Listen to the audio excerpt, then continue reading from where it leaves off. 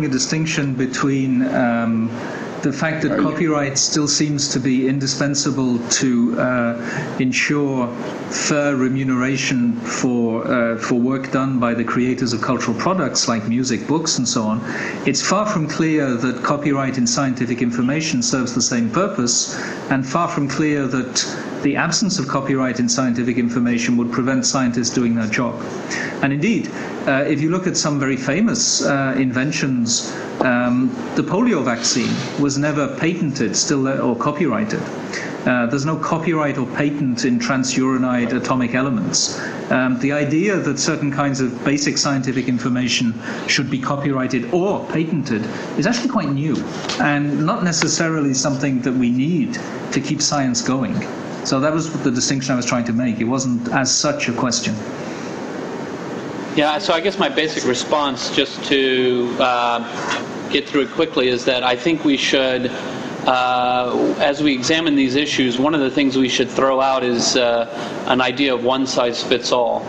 I do think that different kinds of cultural productions should have different lengths of copyright, and that we should be looking at reforms of copyright that require people to either make use of their copyrights or abandon them, because there's a huge problem right now with orphan works that are not in print but which are under copyright, so that no one can do anything with them.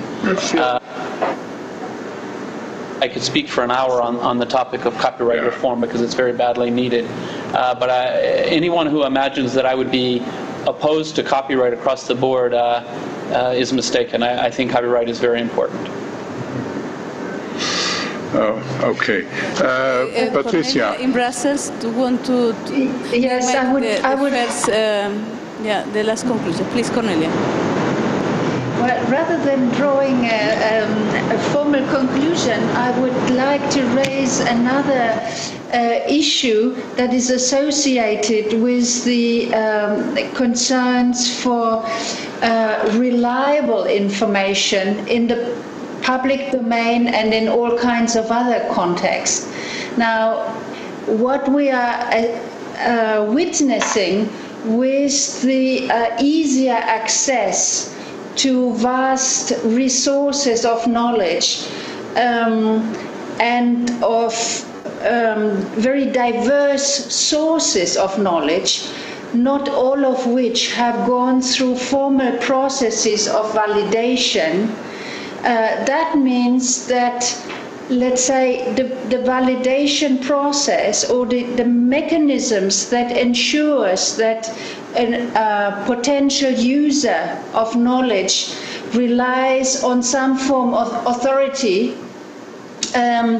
to do that validation process.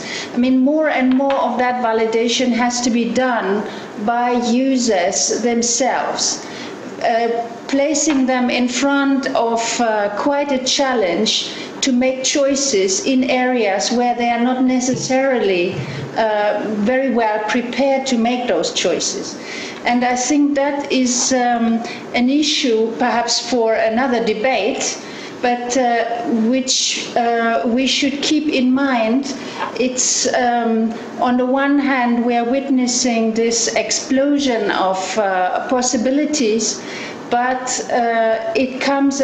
that explosion comes along as well with a lot of additional responsibility for the individual that cannot rely that other people do the validation job for them.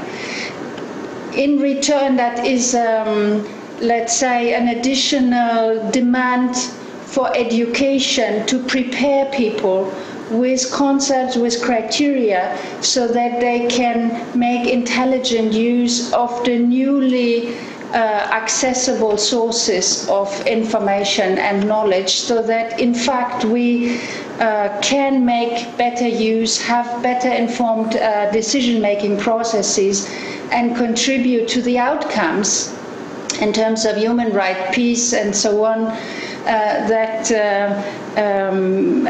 we are pursuing. So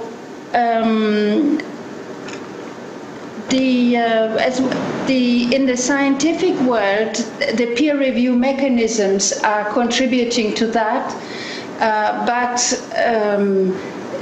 the easy access and also therefore sometimes simple copying and plagiarism that we see as one side effect as well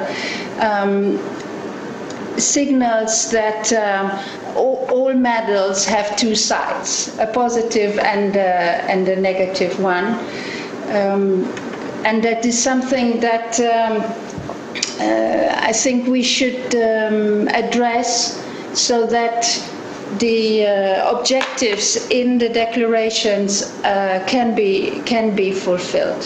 Thank you.